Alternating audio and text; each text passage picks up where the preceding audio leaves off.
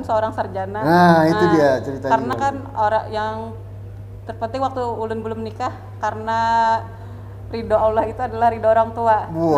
Ridho orang tua saya terjunnya ke sini. Ya udah. Terus setelah menikah, Bapandiran Santai. Assalamualaikum warahmatullahi wabarakatuh. Ketemu lagi bersama saya Aulia Badar dari kantor Berita Antara. Acara kami adalah Bapandiran Santai yang mengetengahkan beraneka macam orang-orang yang punya potensi baik dan punya sesuatu yang sangat bagus untuk kita dengar, yang bisa kita contohkan. Kali ini dalam podcast kami ini menampilkan seorang ibu yang punya kegiatan yang sangat baik di bidang usaha. Usahanya ini namanya adalah Wadai Kering asli Kalimantan Selatan. Nah, bagaimana ceritanya? Mari kita dengarkan kisahnya daripada Ibu Ana. Selamat pagi Ibu Ana. Pagi, ya, Pak. apa kabar? alhamdulillah baik. Selamat datang di podcast Antara. Ya. Semoga Ibu tetap kuat dalam kondisi PPKN seperti ini ya Bu ya. Amin. Iya Bu, saya melihat Ibu membuat kue-kue yang sebagian besar adalah asli dari Kalimantan Selatan. Bahkan usianya lebih tua dari kakek saya kali Ibu. Katanya seperti itu. Bagaimana nih Ibu ceritanya bisa seperti itu? Apakah memang ini kue-kue turun-temurun dari keluarga dari Ibu? Silakan Bu sampaikan. Baik, usaha kami ini dimulai dari nenek saya. Jadi Waduh. sudah 5 generasi sampai ke saya. 5. Insya Allah akan turun lagi sampai ke turunan keberapanya. Jadi kalau yang sekarang megang nih masih saya dan mama saya. Jadi yang kami produksi adalah kue roti gambir. Kenapa dinamain roti gambir? Kue roti gambir itu dulu bentuknya yang aslinya ya, kita nggak bawa di sini. Seperti gambir, betul-betul kayak gambir yang buah gambir. Iya, yang untuk buat menginang. sirih itu. Iya, untuk menginang. Oh. Jadi dulu bentuknya seperti itu, bentuknya keras juga. Nah, jadi makannya dulu nggak bisa langsung dimakan, jadi harus dipotong pakai kacip sama kayak orang memotong pinang. Oh. Atau juga kalau sekarang pakai ulek-ulek dipotong dulu, terus direndam, habis direndam ditiriskan baru dikasih ke teh, kopi, jadi sereal Pak. Jadi 4 biji aja tuh dulu kenyang kita. Jadi udah malah nggak makan jadinya. Iya. Makanya dari sereal zaman Belanda dan zaman Jepang lah mungkin dulu. Jadi orang zaman dulu menggunakan roti gambir untuk kayak sarapan gitu ya. Sarapan dia. Nah, campurannya ini pakai teh ya? Apa Iya, pakai kopi? Pakai teh, kopi atau susu bisa. Oh, susu. Jadi kayak sereal sekarang kan pakai susu. Jadi orang Kalimantan Selatan sebenarnya keturunan orang-orang bule kali ya. Mengadopsi dari Singapura sih Pak. Dulu kan Singapura. Gimana ceritanya? Kalau dulu bukan pedatuan, kalau orang Banjar tuh bilang pedatuan. Nah, pedatuan kami itu dagangnya ke Singapura bolak-balik kan. Terus mereka beli ini semen untuk ini Semen pembangunan. Untuk pembangunan ini tungkunya itu tadi. Tapi semennya yang tahan api. Oh. Nah, kalau beberapa kali kita coba yang bikin yang semen yang dari sini nggak bisa nggak Pak. Kuat, ya? Jadi yang uniknya dari produk kami ini pemanggangannya itu menggunakan tungku kayu bakar. Jadi apinya di sebelah kiri. Jadi dia memakai suhu panasnya aja. Nggak, itu tungkunya buatan dari Singapura atau gimana? Buatnya di sini cuma bahannya dari Singapura. Oh, gitu. Mengadopsi dari tungku-tungku yang di Eropa untuk manggang pizza atau yang kan. Jadi harus kuat ya Bu ya? Sampai sekarang sudah 100 tahun lebih. Tungkunya? Iya. Jadi masih pakai tungku yang lama-lama? Tungku yang tradisional. Nggak rusak Bu? Tidak, alhamdulillah. Padahal tiap hari dibakar itu Iya. kan? Luar biasa itu emang. Bisa nanti Pak. Boleh, nanti saya mau lihat ya. Kalau mau bawa di sini tungkunya gimana? Iya, Gede banget bisa, ya. bukan open gas. Pernah kita coba di open gas, cuma beda hasilnya. Tingkat kekeringannya, tingkat kadar airnya masih agak tinggi kalau misalkan kita pakai open gas. Kalau yang itu benar-benar kering dia. Jadi tinggal 2% aja lagi kadar airnya. Masih pakai kayu juga bakarnya? Masih pakai kayu. Wow. Kalau kami bilang tuh sibitan. Sibitan. Jadi memanfaatkan dari ini kan dari yang limbah lah ya. Yang itu. Gitu. Limbah yang baik sih. Iya, jangan limbah ulin limbahnya masih mahal. Iya itu. Iya Bu ya. Ini kan kuenya apa aja sih selain dari tadi mana boleh kita dilihat dulu ya. Ini roti gambir. Roti gambir ya. Roti gambir yang tadi Ibu sebutkan ya. Ini roti apa Bu? Itu kue semprit. Kue sempit. Semprit. Kalau orang bilang sagu. Kue sagu juga. Ini kue apa lagi nih? Kue lidah sapi mini. Kenapa disebut lidah sapi? Lidah sapi emang segede ini Bu? Enggak. Bukannya yang besar. Ini lidah sapi. Yang satunya. Gimana? Ya. Kalau si Pak ya. Iya. Kalau yang ini yang lidah sapi. Yang bentuknya seperti lidah kan. Jadi kayak lidah orang juga ya? Tapi bukan terbuat dari lidah sapi beneran, cuma penamaannya aja kayak lidah kucing kan gitu Pak. Iya. Ini kue tradisional. Katanya dulunya sebesar lidah sapi beneran. Sebesar kayak gini katanya. Terus dimodifikasi lagi segini, terus jadi segini. Sekira langsung makan. Kalau yang besar atau yang kayak ini kan makan nggak mungkin langsung makan habis. Jadi dibikin yang kayak gini. Kalau produksi Ibu ini dijualnya kemana Ibu? Saya jarang lihat. Gimana? Kita untuk dapat barang ini kemana ya untuk dapat? Kalau kami tuh jualnya ada di pasar modern dan tradisional Pak. Jadi kalau pasar modernnya ada di Lotte Mart, terus di Hero yang sekarang buka, Transmart juga ada. Terus dulu masuk Hypermart cuma sudah ini lagi. Ini akan lagi Pak kita negosiasikan lagi untuk masuk Hypermart. Oh gitu ya. Ngomong-ngomong Bu, ini yang bikin Ibu atau siapa sekarang ini? Apa? Yang bikin saya, mama saya dan karyawan. Oh, ibunya masih ikut? Masih. Kenapa? Emang belum dipercaya Ibu? Enggak sih, kalau saya tuh biasanya selain urusan di pabrik ya, di rumah produksi, saya tuh urusan luar. Kayak urusannya anggaplah kayak kepala sama ekor saya yang ngurus. Kalau yang tengah-tengah, bagian badan itu mama saya yang urusan dalam dia ya Bu ya. Iya. Soal rasa, soal bentuknya, mengatur formula dan lain-lainnya ya mama saya masih. Jadi benar-benar ininya juru masaknya ya. Ya, Masya Allah. Iya.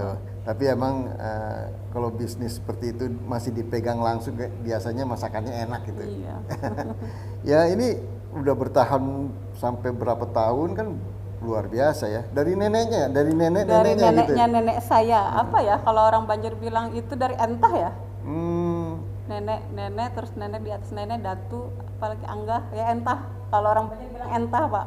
Nah, Bu, orang yang membuat kue sejenis ini sekarang ini masih banyak atau tinggal berapa orang saja Bu? Kalau untuk kue roti gambir sama lidah sapi kering ya, itu kami aja yang bikin Pak. Oh cuma Ibu aja? Kalau yang lidah sapi basah ada mungkin yang lainnya.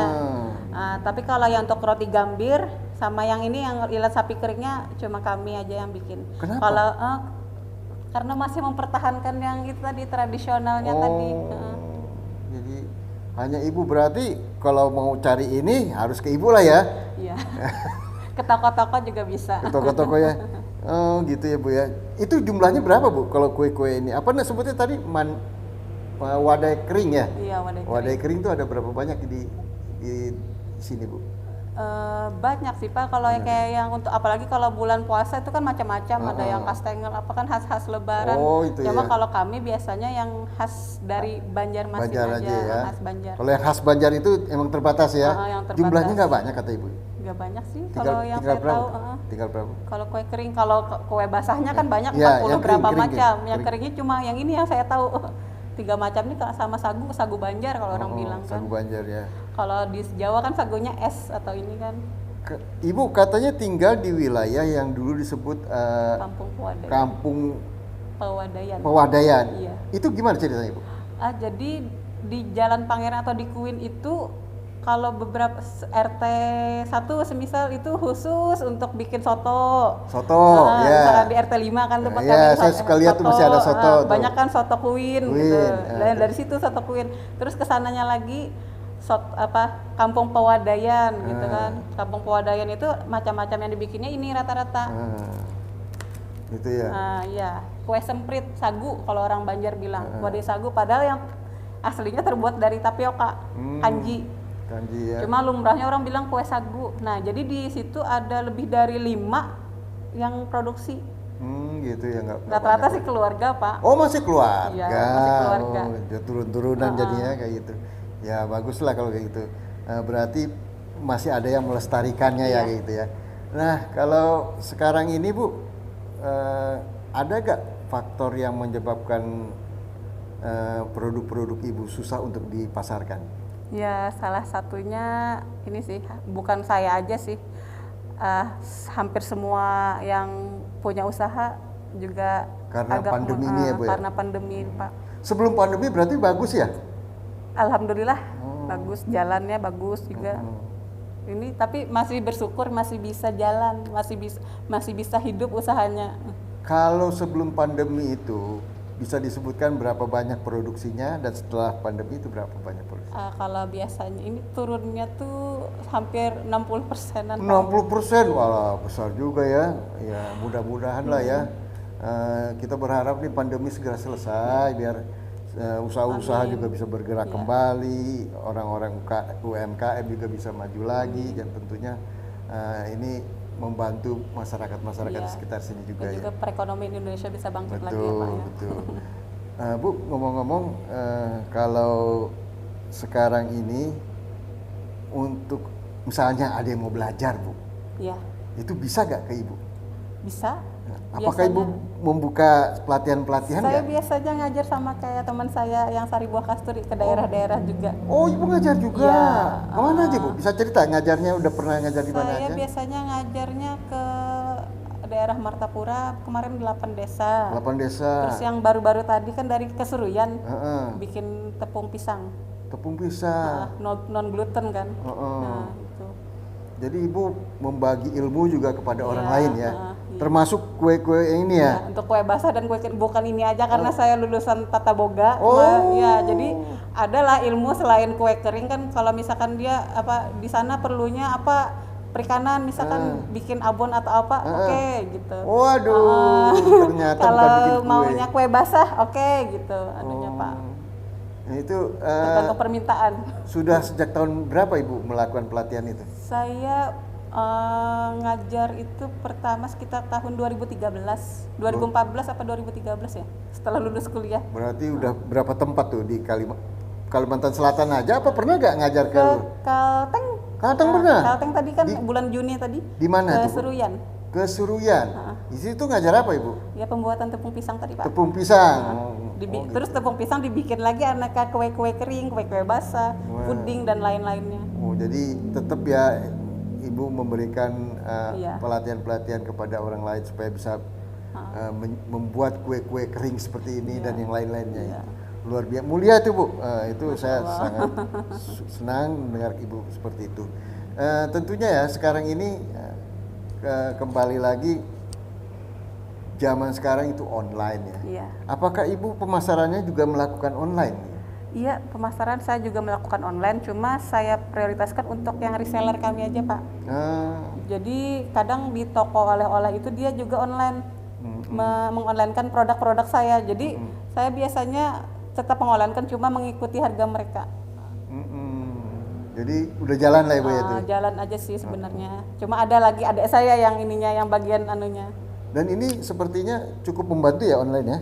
Cukup membantu Pak, alhamdulillah. Itu malah kalau online itu yang pesan bukan dari hanya Kalimantan Selatan aja. Kak? Dari mana aja Bu? Makassar. Dari Jawa Timur, juga Jakarta ada. Waduh, jadi sudah malah nasional jadinya. Iya. Jangan-jangan juga udah internasional kali ya, ada yang bawa. Kalau internasional sih enggak ya, kecuali kalau misalkan dibawa untuk oleh-oleh haji, biasanya ada keluarga. Oh iya pernah. Biasanya yang roti gambir besar itu. Kalau musim haji mama saya bikin, soalnya orang Banjar itu kalau mau naik haji itu Yang roti gambir itu kan makan sedikit aja kenyang gitu. Oh, jadi buat makan dia ya kan makan. Sambil ngaji sambil oh gitu ya. Iya. Haji itu sekarang ini kan lagi nggak ada, berarti agak sedikit kurang ya. Oh, dulu luar biasa ya. Ya tentunya selain ke Jakarta, ke daerah-daerah lain juga potensi keluar itu kalau lagi haji aja ya. Kalau soal harga bagaimana, Bu? Maksudnya harga jualnya ini terjangkau atau karena ada orang ngeliat kue-kue ini mahal apa murah gini. Kalau kami ya ada bikin 2 versi Pak, untuk yang premiumnya sama yang ininya, yang nomor 2-nya. Jadi kalau yang semisal yang ini ada ya, ini kan yang premium. Terus ada lagi yang nomor 2-nya harganya lebih murah Pak. Saya rasa masih terjangkau sih, kalau 20.000 kan ini masih. Kalau yang satunya kan harga 12.000, yang biasa ukuran ini juga masih terjangkau. Kalau Ibu kegiatan pemasarannya mengikuti pameran-pameran sering nggak? Sering, alhamdulillah. Cuma yang tahun 2020 dan ini aja yang nggak ada. Sebelumnya kemana aja tuh Bu pameran? Keliling Pak. Seluruh Indonesia udah kali Ibu ya? Dari Pulau Jawa, Sumatera, Sulawesi sudah, Nusa Tenggara sudah. Itu kalau lagi pameran kayak gitu bagaimana respon masyarakat? Apakah cukup laku apa gimana? Alhamdulillah laku Pak. Cuma ya tadi tergantung dari ininya. Kadang pernah saya nawarkan sama orang India. Sampai orang Indianya lari saya kejar. Karena dia ininya dipikir sendiri apa namanya nih, dari sapi beneran. Oh, dia kan nggak mau kalau sapi. Padahal kan ini namanya aja lidah sapi. Oh, orang India kan emang sapi nggak dimakan, itu yang terutama yang bukan hewan muslim. Hewan suci mereka kan. Oh no katanya. Kan biasanya bukan hanya kita bertemu sama orang Indonesia aja, orang-orang luar juga banyak kan kalau kita di pameran. Oh benar-benar. Ya, jadi pameran itu sebenarnya sebagai sarana promosi yang bagus ya. Dukungan dari pemerintah bagaimana, Bu? Alhamdulillah saya kalau dari pemerintah cukup mendukung. Iya. Kalau kami ini dibina oleh Dinas Perindustrian Perdagangan Provinsi, kota juga. Binaannya seperti apa, Bu? Dari pelatihan baik itu dari kemasan atau apapun ya Pak lah. Terus yang dari promosi pameran, terus dibikinkan website untuk UKM ada juga ada. Dari Dinas Perdagangan Provinsi kemarin. Berarti mereka cukup care ya, cukup peduli juga terhadap UMKM di sini ya. Ya tentunya semua ini kan kalau semakin maju usaha kecil kita semakin bagus juga untuk masyarakat di sini ya. Ini bagus Bu, mungkin ini cocok juga Bu buat ibu rumah tangga yang sekarang lagi pandemi juga bikin kue kayak gini, minimal untuk kebutuhan dia di rumah gitu. Ada nggak Ibu? Ada kadang-kadang yang ajarin dong bikin ini, tapi rata-rata keluarga atau teman-teman gitu, ayo kayak itu. Luar biasa ya benar-benar. Bu, kembali lagi ini kan tentunya bisnis itu kan nggak mudah. Bagaimana Ibu membagi waktu dengan keluarga? Oh iya, gini Pak. Kalau kenapa jadi ulun milih bisnis ini, padahal ulun seorang sarjana. Nah itu dia ceritanya. Karena kan orang yang terpenting waktu ulun belum nikah, karena ridho Allah itu adalah ridho orang tua. Ridho orang tua saya terjunnya ke sini. Ya udah. Terus setelah menikah suami saya meridhoi untuk ini. Ya udah kerjakan aja, dia nggak apa-apa sih masalahnya kalau misalkan asal yang penting untuk usaha dan nggak untuk hura-hura, nggak ngizinin aja biar saya kemana-mana aja, nggak apa-apa. Nah kalau sekarang kan Ibu juga dalam kondisi sekarang ini pandemi juga kan kita punya kewajiban untuk apalagi anak Ibu ada kan? Iya 2. Masih SD? SD kelas 1 dan kelas 6, sekolahnya di belakang sini Pak, di sini. Cindaung. Nah sekarang kan peran orang tua lebih besar kan, harus ngajarin. Bagaimana membagi waktu pada saat Ibu berbisnis dan mengajar anak-anak? Kalau berbisnis itu masih kalau untuk produksi ya masih ada karyawan kan. Oke. Terus kalau yang di rumah itu dari pagi sampai jam 10 jam 11 tuh khusus untuk anak aja dulu dari Senin sampai Jumat. Itu aja nggak boleh diganggu. Nah kalau untuk yang pengantaran barang atau pesanan atau bagaimana itu setelah itu siang sampai sore saya. Oh jadi ibu udah ngatur waktunya ya? Iya. Pagi dengan anak-anak, siang produksi, sore ini. Oh jadi sudah terjadwal. Bagus lah kayak gitu. Terus ada gak komplain anak-anak kalau lagi ini? Oh ibu kerja melulu nih, kapan ada sih. Tapi katanya nggak apa-apa bunda, yang penting ini apa namanya nih, apa ya, kalau anak saya tuh nggak apa-apa ditinggal katanya. Ada aja nenek, ada ayah, ada yang lain ngurusan. Alhamdulillah anak saya tuh paham aja. Ngerti ya, alhamdulillah. Terus saya juga kan kalau menerapkan kalau di dalam rumah tangga itu jangan sampai saya sebagai makmum merasa menjadi imam dalam rumah gitu. Itu. Suami tetap imam ya? Suami tetap imam. Bagus ya, walaupun kita berusaha, walaupun sesukses apapun seorang wanita, tetap jangan sampai ini menomorduakan suami. Iya. Walaupun bagaimanapun kan Pak, tetap suami itu adalah imam dalam rumah tangga. Ridho Allah kan ridho suami. Iya. Ntar daripada suami ya Pak. Karena baju bapak.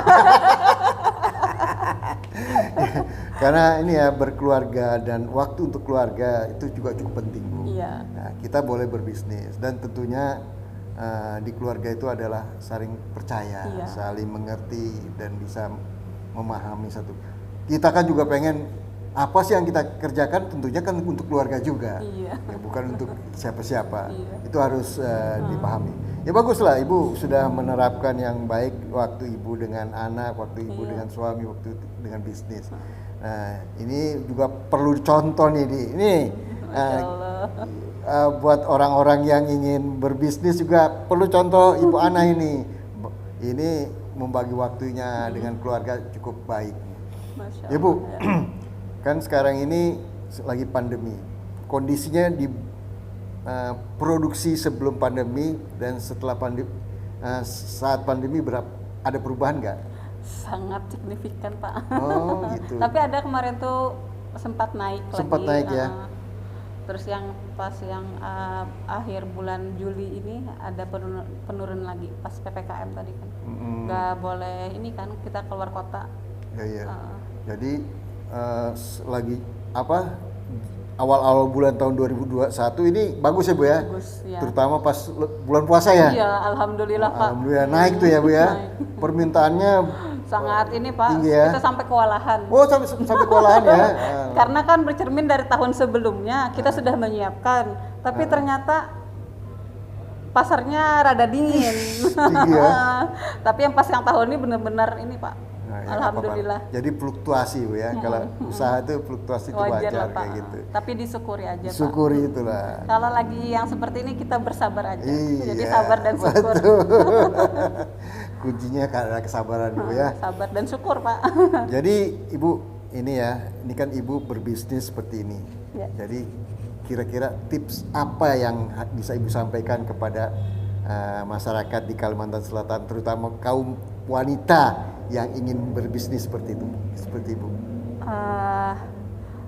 Saran saya sih, tips saya kalau misalkan kita harus fokus dalam berusaha, dalam apa yang kita kerjakan, tapi jangan lupa kodrat kita sebagai wanita, sebagai ibu dan sebagai istri, jangan sampai lupa. Itu aja sih Pak. Jadi itu ya Bu ya. Walaupun kita sesukses apapun seorang wanita, kalau misalkan merasa jadi imam makmum menjadi imam tadi, tetap salah di mata Tuhan. Benar di mata manusia, tapi belum tentu benar di mata Allah, ya kan? Amin, amin. Ya itulah teman-teman semua, teman-teman antara semua. Apa yang disampaikan Ibu Ana ini cukup bagus, cukup baik. Semoga kita semua bisa lebih tahan terhadap pandemi yang ini Bu ya, dan pandemi ini segeralah bisa berlalu sehingga usaha kita bisa normal kembali dan teman-teman yang lainnya juga bisa bahagia kembali. Terima kasih kali ini kita bersama Bu Ani, mudah-mudahan kita bisa ketemu pada episode berikutnya. Assalamualaikum warahmatullahi wabarakatuh. Waalaikumsalam warahmatullahi wabarakatuh.